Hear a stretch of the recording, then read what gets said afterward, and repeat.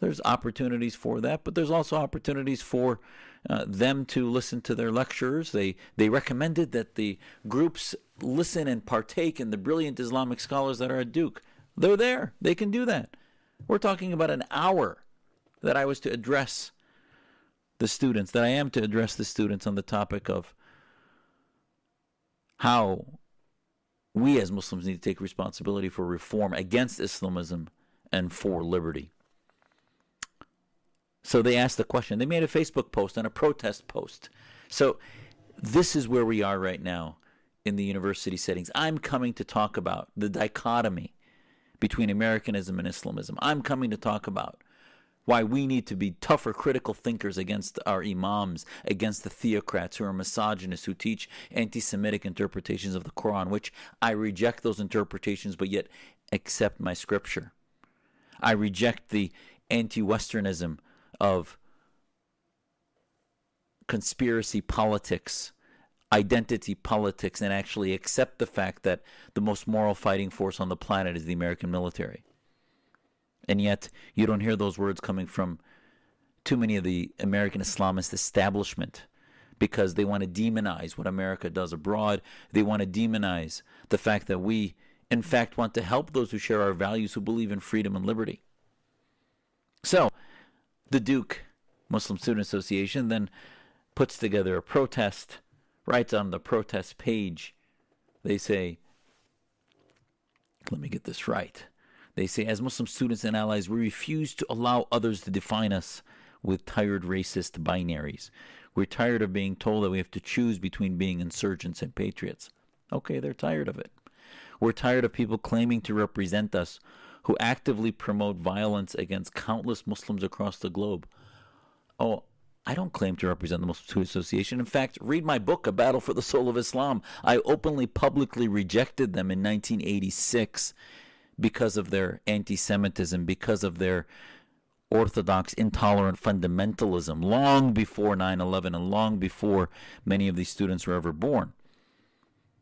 So, again, no facts. They said they're tired of people erasing their multiplicity. Who did that? Actually, it is the monolithic Islamists that think that there's one voice in Islam, and it's this apologetic bromide that refuses to talk about ideological diversity, that women can pray next to men, that women could lead mosques, that there's equality in men and women. No, instead, we must sit down and listen to the lies of Mohammed bin Salman.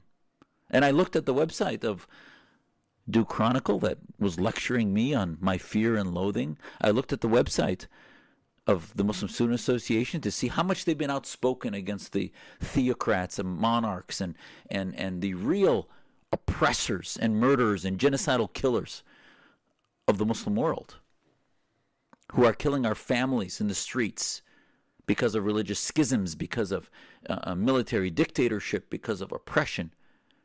And it seems that they're far, far more verbose about their discontent with the American government and with the society that gives them freedom. And they're free to do that, but there are some contrary views there.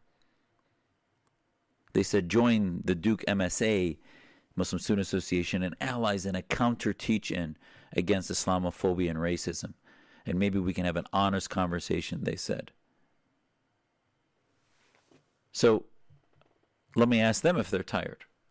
Here's the questions I would ask the Muslim Student Association, and I plan to in a few days. Are you tired of exaggerated excuses? Are you Muslim and tired of the Muslim Student Association who will not own up to the reform we need to do in our own community? Are you tired of Americans seeing us as silence and seeing us as not contrite and realizing that the texts that are 13th century Sharia texts like Shafi'i's text, Reliance of the Traveler, do not address the core ideologies that radicalize our communities? Are you tired of apologetics? Are you tired of those Muslims that ignore our holy mandate to speak truth to power, to stand for justice even if it be against your own kin, to quote the Quran? So, diversity and debate and love for one's faith can be through tough love, can be through a sense that we are tired as reformists. Are you tired of not hearing from the Muslim reform movement? Are you tired, if you're a Muslim, are you tired of letting the Islamists dominate and let Americans perceive Muslim ideology as being a monolith? A monolithic apologetic for theocracy, with no critical thinking against the theocrats, with no ownership of the fact that radicalization towards militant Islamism like Nidal Hassan, like Al-Qaeda, like ISIS, are militant movements that are one little sliver of a much bigger nonviolent problem, which is Islamism. Now, to their credit, these students did put that they view that connection. They think it's hateful. They think it's inappropriate. They might disagree. But look at the theology coming off of the lips of the militants in the Islamic world. Look at the theology coming off the lips of 3 or 4 imams even that have been videotaped in the last 6 months in America that screams anti-Semitism, conspiracy theories, and says, kill the Jew behind every stone, that talks about the Jewish community as if they're responsible for evil. And tell me that doesn't radicalize our community, pushing them towards violence. Are you tired of American Muslims not owning up to the 12-step program we need to take? And most importantly, I will ask them at Duke, the Muslim students there and the community, are you tired of only having a conversation about Muslims, what they're against, which is an act of terrorism, but not hearing what ideas they're for, which is liberty and freedom and the separation of mosque and state? So it's not just the dichotomy that I presented in the title of patriot versus insurgent. If I had put American versus Islamist, they would have hated it. And yet Mustafa Akyol, a leading professor and scholar and thinker on Islamic liberty, wrote a piece in the New York Times this week about Islamism being the reason why so many Muslims are leaving Islam, because they don't want theocracy and they don't want government telling them how to practice their faith.